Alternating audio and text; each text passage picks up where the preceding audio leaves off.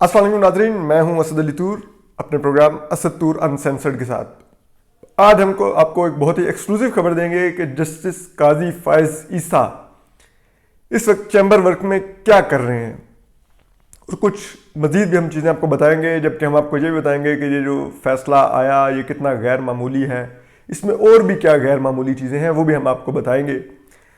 और हम कुछ और भी बताएंगे कि सुप्रीम कोर्ट जस्टिस काजी फायज ईसा का कि क्या वो किस तरह से, क्या उन्होंने पहली दफ़ा ऐसा कुछ किया है, क्या है, और कुछ जो एतराज़ात जस्टिस काजी फायज ईसा पर उठाए जा रहे हैं हम उसका भी आपको बताएंगे कि वो एतराज़ात किस हद तक दुरुस्त हैं, किस हद तक नहीं हैं। उन एतराज़ात के बताएंगे और वो एतराज़ात उठाने वाली जो शख्सियात हैं उनका भी ज़रा आपको बताते हैं।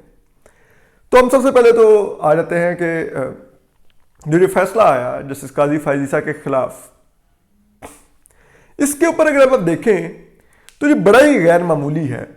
इस फैसले के अंदर ना तो जब ये फैसला जारी हुआ मीडिया को, जैसा कि जस्टिस काजी फायज ईसा ने बताया है कि एक सेटल्ड प्रैक्टिस है सुप्रीम कोर्ट के अंदर कि जो फैसला होता है वो सबसे पहले जो ऑथर जज होता है वो सबसे सीनियर जज के साथ शेयर करता है जो उस बेंच का होता है, फिर उस सीनियर से जो जूनियर होता है, फिर उससे जो जूनियर होता है, फिर सबसे जो जूनियर होता है उस तक जाता है।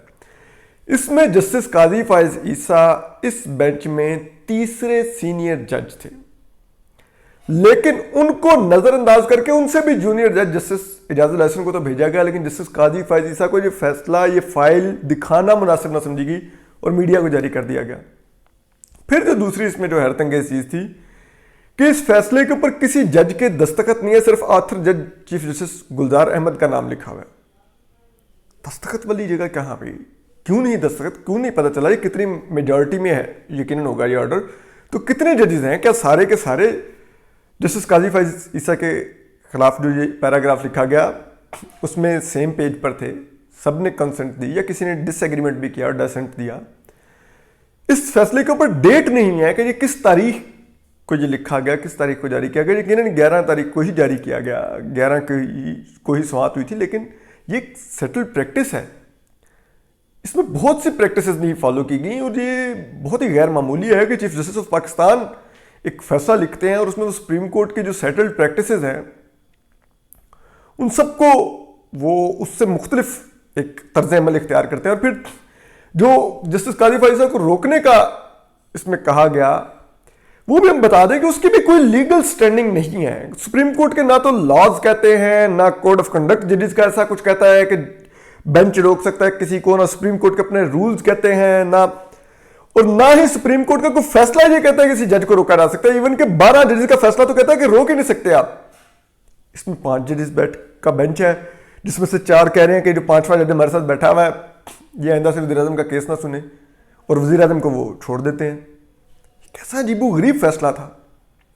तो ये एक बहुत ही गैर मामूली जो कुछ हुआ इसके अंदर। फिर जस्टिस काजी फायज ईसा ने जो सवालात उठाए वो बहुत वैलिड हैं और हम जो समझते हैं कि ये हमारी आला अदालती शख्सियात हैं, ये यकीनन इस चीज़ को देखेंगी।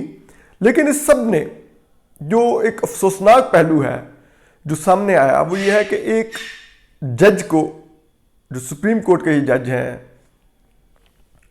उनको जस्टिस काजी फायज ईसा बज़ाहिर ऐसा लगा कि एम्बेरस करने की कोशिश की गई, और फिर जो उनका जवाब आया उसके बाद फिर क्या साख रही बाकी।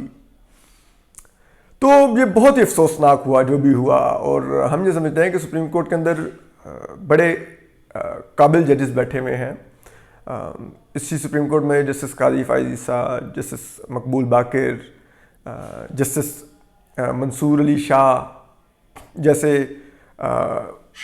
दलेर जजेस भी हैं जो किसी दबाव को खातिर में नहीं लाते और ना ही किसी खौफ का शिकार होते हैं। इसी सुप्रीम कोर्ट में जस्टिस सरदार तारिक मसूद, जस्टिस मंजूर मलिक और जस्टिस यहिया अफरीदी जैसे शरीफुल नफ्स जजेस भी हैं जो कंट्रोवर्सीज में नहीं आते, अपने काम से काम रखते हैं, किसी लॉबी का हिस्सा नहीं है, लेकिन यह है कि फर्म स्टांस वो भी लेते हैं। इसी सुप्रीम कोर्ट में चीफ जस्टिस गुलजार अहमद खुद भी हैं, जस्टिस उमर बंदयाल भी हैं, जस्टिस इजाजुल अहसन भी हैं, जस्टिस मुशीर आलम भी हैं, जस्टिस इजाजुल अहसन भी हैं, जस्टिस मुज़ाहिर अकबर नकवी भी हैं, जस्टिस और भी जजेस जो से हैं काबिल एहतराम हैं, बड़ी मुस्बत सोच के ये मालिक जजेस हैं। तो मेरे ख्याल में इस चीज़ को मज़ीद देखने से पहले सुप्रीम कोर्ट को देखना चाहिए कि कहीं वो एग्जेक्टिव को या और जो इदारे या डिपार्टमेंट्स साजिशों में लगे हुए हैं उनको मौका ना दे दें अदलिया को मज़ीद कमज़ोर करने का। ऑलरेडी हमारी अदलिया, हमें बड़ा अफसोस होता है देख के कि शायद वो उस तरह से फैसले नहीं दे पाती जिस तरह से सिविलियंस बाज़ सिविलियंस के केसेस में आते हैं। लेकिन फिर भी हमारी ख्वाहिश है कि ये हमारा सतून है, हमारे टैक्स से खड़ा है, हम इसका तहफ़्फ़ुज़ चाहते हैं। हम जस्टिस काजी फायज़ ईसा की बात कर रहे थे तो हम आपको ये भी बता दें कि जस्टिस काजी फायज़ ईसा ने पहली दफ़ा नहीं किया। जब से सुप्रीम कोर्ट में ये 14-15 में एलिवेट होके आए तो ये बड़े बोल्ड जज शुरू दिन से रहे। इन्होंने जो फौजी अदालतों के लिए जो आईनी तरमीम की गई उसमें इन्होंने बड़ा सख्त डिसेंटिंग नोट दिया और बड़े, जब उस समाअत हो रही थी तब भी सख्त सवालात उठाते रहे ये। इसी तरह जब तलोर के शिकार पे सुप्रीम कोर्ट ने उसको पाबंदी लगा दी तो बाद में जब हुकूमत ने रिव्यू दाखिल किया, जवाद ख्वाजा से चीफ जस्टिस, उन्होंने पाबंदी लगाई। जब वो रिटायर हुए तो हुकूमत ने रिव्यू दायर कर दिया और अनवर ज़हीर जमाली के आगे लगा जो बड़ी ही कमज़ोर शख्सियत थे। उमूमन हमारे ज़राए के मुताबिक वो सुप्रीम कोर्ट में सारा दिन अंदर सोए रहते थे अपने चैम्बर में, रेस्ट रूम में। तो वो उनके आगे लगा दिया और उन्होंने एक बड़ा बेंच बना के उसको बैन को ख़त्म कर दिया। तो उसमें भी जस्टिस जो जस्टिस काजी फायज़ ईसा ऑथर जज थे बैन करने वाले में, उनको जब इस बेंच में रखा गया तो दोस्त मोहम्मद खोसा को एक्सक्लूड कर दिया गया, उस बेंच से निकाल दिया गया। जैसे कि इस बेंच में जो वज़ीर-ए-आज़म की तरक्याती फंड वाला था वो जस्टिस काजी फायज़ ईसा और जस्टिस मकबूल बाकर का नोटिस था, लेकिन हुआ ये कि मकबूल बाकर को उस बेंच में न शामिल किया गया, सिर्फ जस्टिस काजी फायज़ ईसा को शामिल किया गया। तो वहाँ से जस्टिस दोस्त मोहम्मद खान को निकाल दिया गया। तो उस बेंच ने जब वो दिया हुकूमत के हक में फैसला तो जस्टिस काजी फायज़ ईसा ने एक डिसेंटिंग नोट लिखा बड़ा सख्त, और उन्होंने उस वक्त भी सवालात उठाए उस बेंच की कंपोजिशन पर और जो चीफ जस्टिस थे अनवर ज़हीर जमाली उनके इख्तियारात पर कि उन्होंने ये बेंच किस तरह से तश्कील दिया। हुकूमत ने दरख्वास्त नहीं दी थी कि आप लार्जर बेंच बनाए, तो फिर खुद से चीफ जस्टिस ने लार्जर बेंच क्यों बना दिया। जस्टिस दोस्त मोहम्मद खान को कैसे निकाल दिया। जैसे कि इस बेंच के अंदर भी ऐसा ही हुआ कि हुकूमत ने वज़ीर-ए-आज़म के लिए इस्तिस्ना नहीं मांगा अटॉर्नी जनरल ने, लेकिन उनको बताया गया जजेस की तरफ से कि आपका इस्तिस्ना बनता है। इसी तरह इस बेंच में भी उस बेंच में जस्टिस दोस्त मोहम्मद खान को शामिल ना किया गया लार्जर बेंच में, इसमें जस्टिस मकबूल बाकर को ना शामिल किया गया। तो ये कुछ गैर मामूली सिमिलरिटीज इधर भी हैं।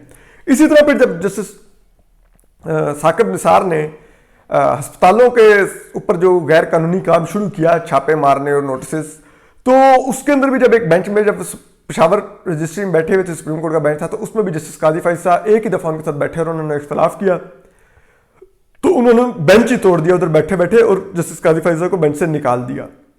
तो वो भी एक गैर मामूली चीज़ थी। उस वक्त भी जस्टिस काजी फायज़ ईसा ने सुप्रीम कोर्ट के इख्तियारात पर ही सवाल उठाया था जस्टिस साकिब निसार जो कर रहे थे। तो जस्टिस काजी फायज़ ईसा का ये कंडक्ट रहा है कि वो बहुत बाय द बुक चलते हैं, बाय द लॉ चलते हैं। वो कहते हैं कि सुप्रीम कोर्ट के लॉज भी फॉलो हो, पाकिस्तान का कॉन्स्टिट्यूशन भी फॉलो हो।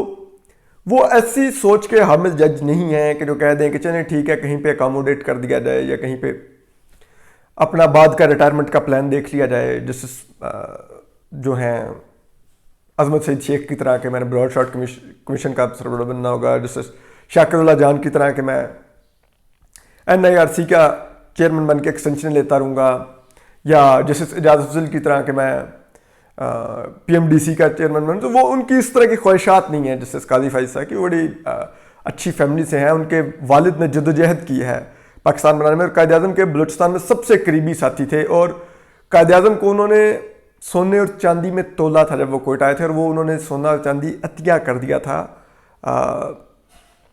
मुस्लिम लीग के फंड में। तो ये उस फैमिली से ताल्लुक़ रखते हैं, उनके उस बाप के बेटे हैं और बहुत ही फाइनेंशियली ये उनकी अहलियत दोनों ही बहुत अमीर कबीर घरानों से। तो उनको कोई पैसे की या इख्तियार की लालच नहीं है जिस तरह के यहाँ बाज़ लोगों को होती है, उनको वो नहीं है।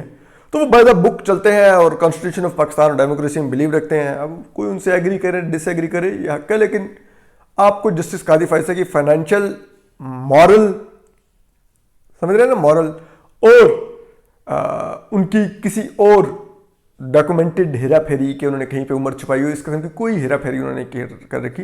बड़े इंटेग्रिटी वाले इंसान हैं।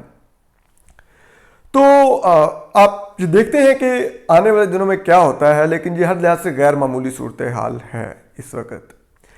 अब हम आपको एक एक्सक्लूसिव खबर भी दे दें कि जो जस्टिस काजी फाइज़ा हैं वो इस चैम्बर में जो अब उन्होंने अपनी खुद चैम्बर ड्यूटी लगवाई है, वो इस चैम्बर वर्क के दौरान दरअसल वो इस फैसले और जो वज़ीर-ए-आज़म तरक्याती फ़ंड का जो नोटिस खारिज किया गया है, इसका एक डिसेंटिंग नोट लिख रहे हैं। और वो एक हफ्ता वो डिसेंटिंग नोट लिखेंगे और हम आपको ये दावा कर सकते हैं कि वो डिसेंटिंग नोट बहुत से लोगों के लिए पढ़ने के काबिल होगा और बहुत से लोगों को बहुत कुछ एहसास दिलाएगा। तो हम आपको इतना सिर्फ हाईलाइट कर दें। बाकी यह है कि जस्टिस काजी फाइज़ा हैं, बहुत काबिल जज हैं, हर लिहाज से वो डिसेंटिंग नोट कानून, तारीख और सियासत के तालिब इल्मों के लिए पढ़ने के काबिल होगा। तो अब आपको हम आज असद अली तूर को इजाज़त दीजिए। असद तूर अनसेंसर्ड से अपना ख्याल रखिए, खुश और सलामत रहिए। अल्लाह हाफिज़।